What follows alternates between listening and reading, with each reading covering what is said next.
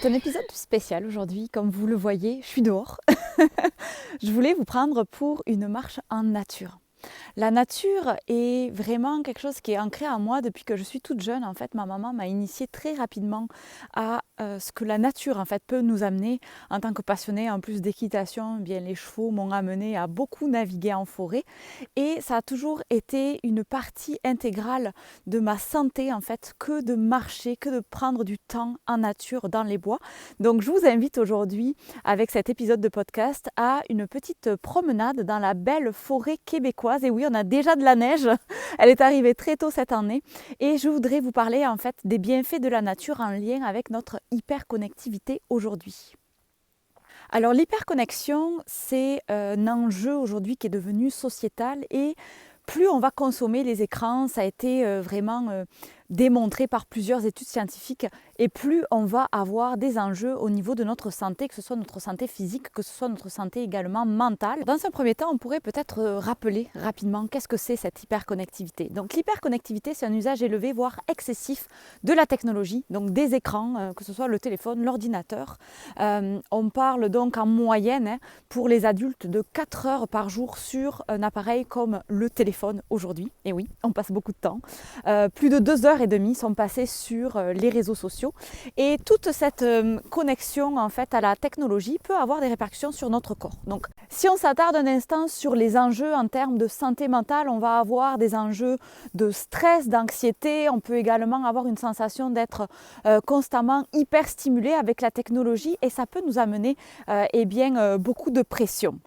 En termes de santé physique, on va également pouvoir ressentir des problèmes au niveau des épaules, du cou, des yeux également. Ça revient constamment dans mes interventions sur le terrain, hein, les enjeux de picotement dans les yeux, le flou peut-être le soir que vous avez. Donc ça, ce sont des enjeux qui peuvent être liés à une surconsommation des écrans. Et si je vous disais que de simplement instaurer plus de nature dans votre vie pouvait vous aider avec cette hyperstimulation des écrans.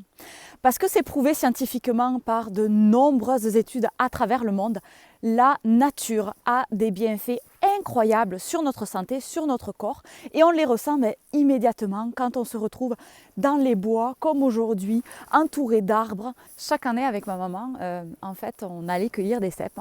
C'est ma maman qui m'a initiée à tout ce qui est ramassage de champignons notamment. C'est devenu vraiment un rituel en fait. À chaque année, on allait cueillir des cèpes. Donc je ne sais pas si vous êtes familier avec la cueillette des champignons. C'est une expérience qui est incroyable. Pourquoi ? Parce que vous ne savez pas combien vous allez en trouver, vous ne savez pas où c'est qu'ils se trouvent. Donc ça devient comme une petite chasse au trésor et la chasse au trésor se transforme quand même en une petite poêlée bien agréable, on va dire, pour vos papilles quand vous avez la chance d'en trouver.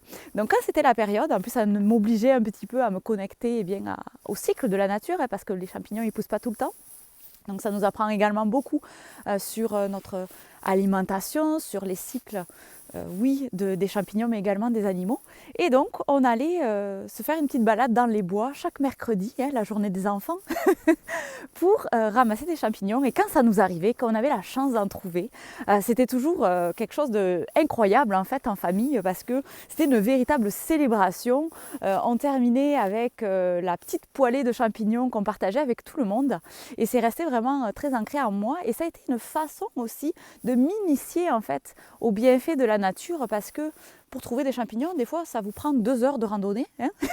Ça fait travailler beaucoup votre patience, ça fait travailler également votre attention, parce que des fois les champignons ils sont cachés sous des feuilles.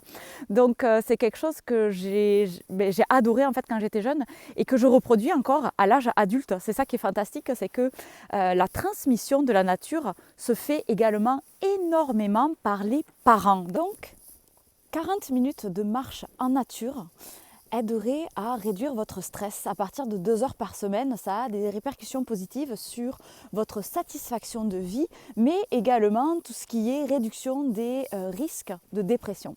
Donc vous ne pouvez jamais avoir trop de nature. C'est vraiment quelque chose qui fait partie de nous, en fait, qui est à l'intérieur de nous. On n'est pas avec la nature, autour de la nature, on est dans la nature et la nature a vraiment des bienfaits incroyables sur notre corps et en plus de ça, c'est facile d'accès.